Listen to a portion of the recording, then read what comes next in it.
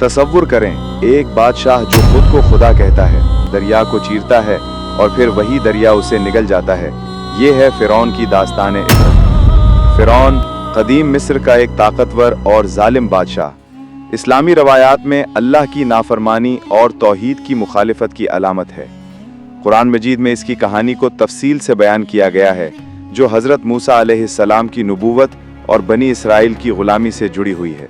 ये कहानी सिर्फ तारीख़ी वाक़या नहीं, बल्कि अल्लाह की कुदरत, अंबिया की हिदायत और जुल्म की सज़ा की सबक आमोज़ दास्तान है।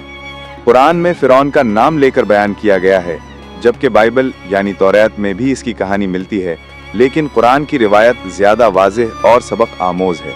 आइए इसकी तफसील से कहानी सुनते हैं, जो कुरान की सूरतों जैसे सूरतुल बकरा, अल आराफ, यूनुस, ताहा, अल क़सस, गाफिर वगैरह से अग़्ज़ की गई है।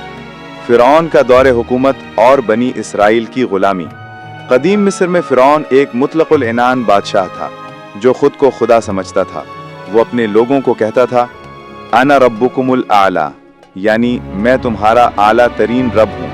उसके दौर में बनी इसराइल यानी हज़रत याकूब अलैहिस्सलाम की औलाद को शदीद ग़ुलामी का सामना करना पड़ा। फ़िरौन ने ख्वाब देखा कि बनी इसराइल में से एक लड़का पैदा होगा जो उसकी सल्तनत को ख़त्म कर देगा। इस खौफ से उसने तमाम बनी इसराइल के नौज़ायदा लड़कों को कत्ल करने का हुक्म दिया, यानी सूरतुल बकरा की आयत नंबर 49। ये जुल्म इतना शदीद था कि माएँ अपने बच्चों को छुपाती फिरती थीं और मर्द ग़ुलामी की जंजीरों में जकड़े हुए तह खानों में काम करते थे। फ़िरौन का दरबार जादूगरों, मुशीरों यानी जैसे हामान और फौज से भरा हुआ था। हामान उसका करीबी मुशीर था, जो उसे अल्लाह की मुखालिफत में मदद देता था। फ़िरौन ने बनी इसराइल को तामीरी कामों पर मजबूर किया, जैसे शहर बनाना और दरियाए नील के किनारों पर मेहनत करना, ताकि उनकी कुव्वत कमज़ोर हो।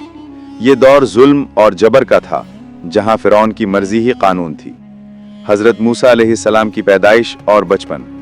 अल्लाह ताला ने इस जुल्म का मुकाबला करने के लिए हज़रत मूसा अलैहिस्सलाम को मुंतखब किया। मूसा अलैहिस्सलाम की वालिदा को वही मिली कि बच्चे को सीने से लगाए रखो, फिर उसे एक संदूक में रखकर दरियाए नील में बहा दो। सूरतुल क़सस की आयत नंबर 7।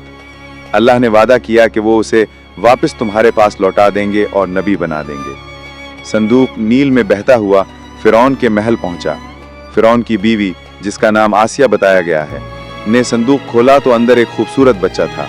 आसिया ने कहा, कुर्रतु ऐनिल ली वलका, यानी ये हमारे लिए आंखों की ठंडक है।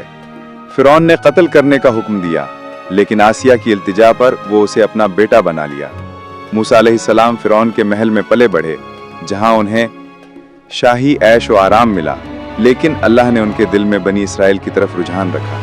मूसा अलैहिस्सलाम की वालदा को दाया के तौर पर महल में लाया गया, जो उन्हें दूध पिला सकती थी। मूसा अलैहिस्सलाम सिर्फ अपनी माँ का दूध पीते थे, जो अल्लाह की एक मौजज़ा थी। बचपन में मूसा अलैहिस्सलाम ने फ़िरौन की दाढ़ी पकड़ ली और उसे मौत के करीब ले गए, जिससे फ़िरौन को एहसास हुआ कि ये लड़का ख़तरनाक है, लेकिन आसिया ने उसे बचा लिया। जवानी, गलती और मादियान की हिजरत। बालिग होने पर मूसा अलैहिस्सलाम एक दिन शहर में घूम रहे थे, जब उन्होंने एक मिस्री को, जो बनी इसराइल के एक शख्स पर जुल्म कर रहा था, देखा।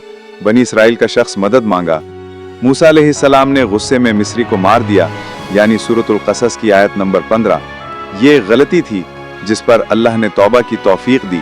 दूसरे दिन वही बनी इसराइल का शख्स दूसरे से झगड़ रहा था और मूसा अलैहिस्सलाम ने उसे समझाया, तो उस शख्स ने कहा, अतुरीदु अन तक़्तुलनी कमा क़तलत नफ़्सन बिल अम्स, यानी क्या तू मुझे कत्ल करना चाहता है जैसे कल मिस्री को किया।